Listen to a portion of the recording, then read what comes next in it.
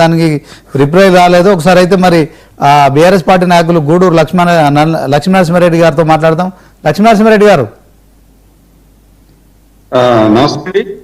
అదేవిధంగా ప్యానెల్లో పాల్గొన్నటువంటి సభ్యులకు అదేవిధంగా 1990 ప్రేక్షకులకు తెలియజేస్తా ఉన్నాను.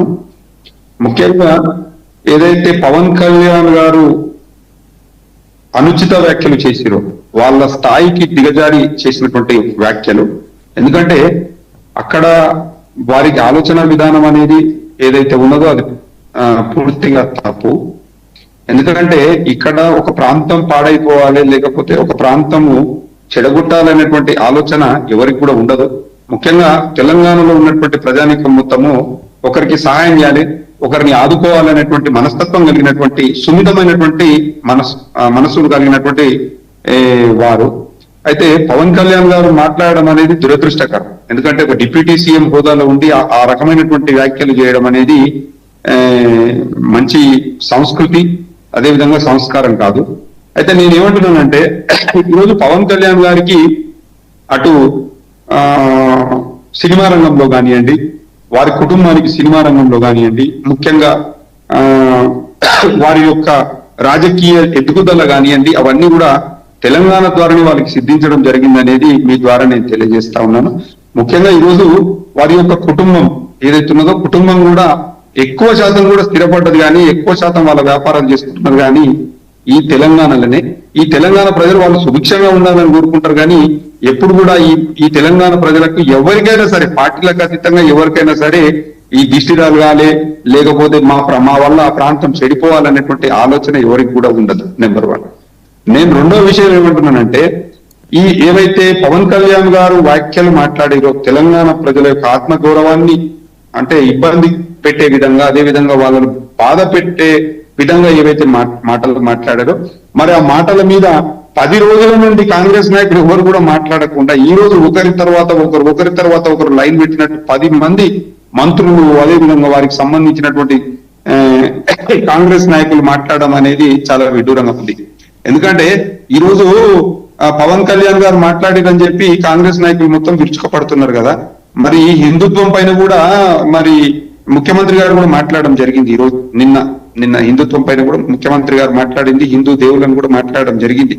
మనది ఒక సెక్యులర్ దేశం. మనం అన్ని రకాలైనటువంటి ప్రాంతాలు, అన్ని రకాలైనటువంటి మతాలు ఐక్యమత్యంగా ఉండేటువంటి దేశం మనది. అందరినీ గౌరవించాల్సినటువంటి బాధ్యత.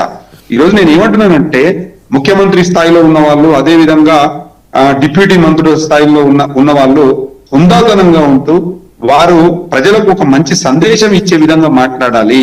ఈ రకంగా ఒకరి కీర్తిని, ఒకరి ప్రతిష్టను, అదే విధంగా ఒకరి సంస్కృతిని దెబ్బతీసే విధంగా మాట్లాడొద్దు. నేను పవన్ కళ్యాణ్ గారికి నేను ఒకటే రిక్వెస్ట్ చేస్తా ఉన్నాను, అదే డిమాండ్ చేస్తా ఉన్నా. మీరు ఏదైతే మాట్లాడిరో అది ఎందుకు మాట్లాడిరో, ఏ సందర్భంలో మాట్లాడిరో, మరి అది మీ యొక్క స్థాయికి తగదు. మీరు వెంటనే ఏదైతే మాటలు మాట్లాడిరో, ఏదైతే తెలంగాణ ప్రజలను అవమానపరిచే విధంగా మీరు మాట్లాడారో, మీరు తెలంగాణ ప్రజలకు మీరు క్షమాపణ చెప్పాల్సినటువంటి అవసరం ఉన్నది.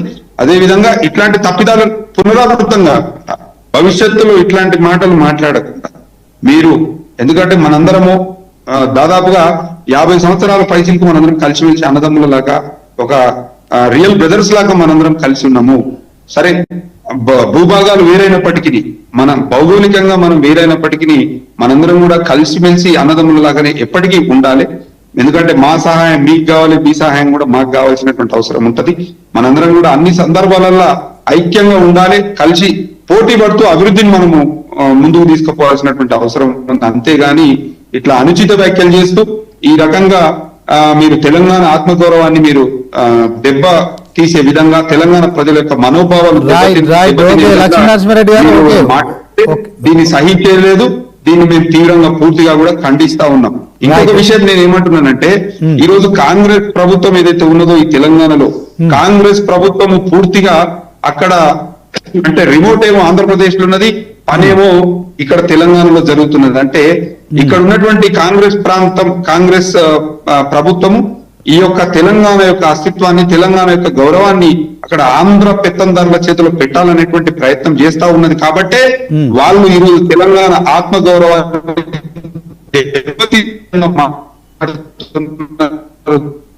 మీరు వ్యక్తిగతంగా ఏదైనా వ్యక్తిని మాట్లాడితే సహిస్తాం, కానీ ఈ తెలంగాణను గాని, తెలంగాణలో ఉన్నటువంటి ప్రజలను గాని, తెలంగాణ ఆత్మత్వాన్ని దెబ్బతీసే విధంగా మీరు మాట్లాడితే సహించలేదు. Right. Okay, మేము లక్ష్మీనరసింహారెడ్డి గారు. ఖచ్చితంగా Okay, దాన్ని okay. వ్యతిరేకిస్తాము, ఖండిస్తాము. Okay thank you. మీరు అలాగే ఉండండి. శిరీష గారు ఉన్నారు, జనసేన పార్టీ